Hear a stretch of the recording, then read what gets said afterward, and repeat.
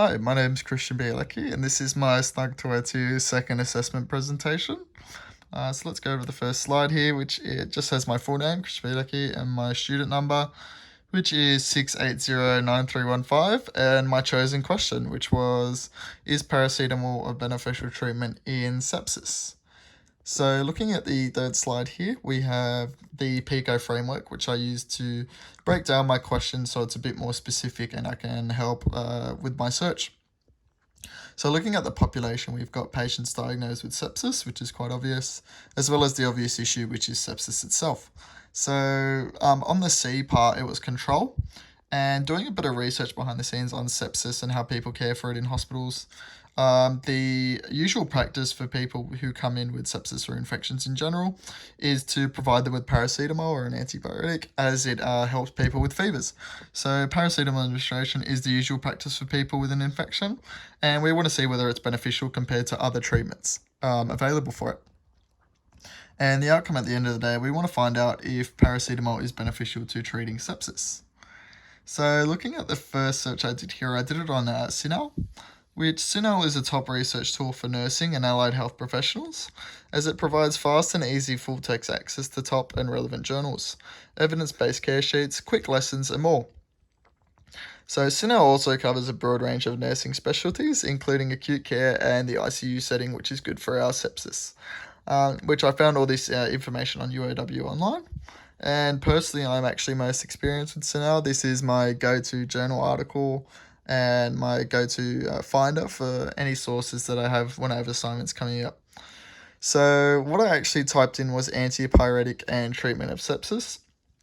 So paracetamol is an antipyretic, and they really just use antipyretics as it's an anti-fever medication at the end of the day. So I just used that to sort of broaden my search out a bit, and just because when I used paracetamol, I couldn't actually find anything with my limiters in place.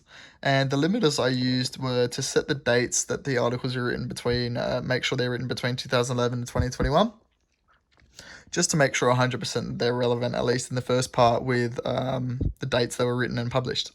And also using linking words of and, using the linking word of and between antipyretic and the treatment of sepsis. So using my limiters and my linking word, I limited it down to 6 searches pretty quickly. 6 results pretty quickly with CINAHL. And just taking a quick look at the second source there, which you can see towards the bottom of the picture, it was written in 2011, which is really good. It's a relevant date, and it covers severe sepsis with gram-negative, which is just the bacteria that causes sepsis and septic shock. And it is an antipyretic use, so it covers paracetamol specifically. So taking a deeper look into the source itself, we can see I've written down the positives and the negatives of this source just to really make it easier to understand how I've analysed it. So the positives of the source, that it was relevant to the question, that it does cover the antipyretics and how they use them in regards to patients with sepsis. It does have a relevant date of 2011, and it has a lot of good background in it about explaining the use of antipyretics in regards to sepsis and infections, and how its impact, how it has a mixed results of impacts based on sepsis. It was a peer-reviewed article, and this is actually a really, really good summary in the abstract of the whole article. So looking at the negatives here, it says towards the end that it doesn't actually give you a concrete answer. It just tells you that further studies are needed, which is a bit annoying, but I do appreciate the fact that they don't just give you an estimation or some sort of, or not a concrete answer. They actually tell you that more studies are needed. Throughout the methods as well, there's lots of jargon and hard to understand statistics. And the method they used was a cohort study that was conducted between 2008 and 2002. Sorry. And it excludes patients with liver disease, acute brain injuries, and allergies to paracetamol, obviously. And being very picky and negative of the source is that it's not actually Australian source, which obviously studying the Australian healthcare system and wanting to work in there, it's a big plus if it is written in Australia. So I didn't actually pick this source, however, it was quite good. It just didn't give me an answer that I was looking for. So another source I looked at, which was quite interesting, was a podcast that I found online. So I just Googled the actual question itself just to see if I could get a broad range of answers. Um, and I found a podcast just a bit down. It was 12 minutes, so I decided to give it a quick listen, and it was really interesting take on the topic. It was fun. It was something fun and actually too good to listen to while researching. And on the website there are links of the sources that the doctor actually uses to find to formulate his opinion and his fact based statements based on his as well as his medical experience. Um, so it was super easy to find as well. Just a quick Google search. I would definitely recommend giving it a listen. However, because it is still opinion based, as it is, he regards his own experience quite a bit, which obviously it is a medical experience, it still is opinion at the end of the day. So I wouldn't really regard it as very relevant, as it is still largely opinion based. So using the second database I chose, which is Cochrane, I really wanted to give Cochrane a try just because I know how well regarded it is and how it's known as the top medical database in the world. So I used the same limiters. I used the same limiters as CINAHL, which was to set the dates between 2011 and 2021, which you can see. And so I did as well broaden my search by using antipyretic. So you can see my search was the effect of antipyretic medications on patients with sepsis. And so altogether, this actually just found two sources. And the most relevant one was actually 2019, which is the first one, which you can see is the effect of pharmacological antipyresis on mortality in patients with sepsis. So that was pretty much perfect just based on the title. So let's go into a bit more depth on the source.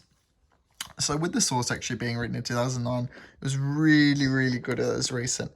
And it actually does give you an answer towards the end, which is, our results suggest that administration of paracetamol does not influence the mortality rates in patients with sepsis regardless of the initial body temperature. So it does give you an extra answer. However, with the statistics as well to prove alongside it.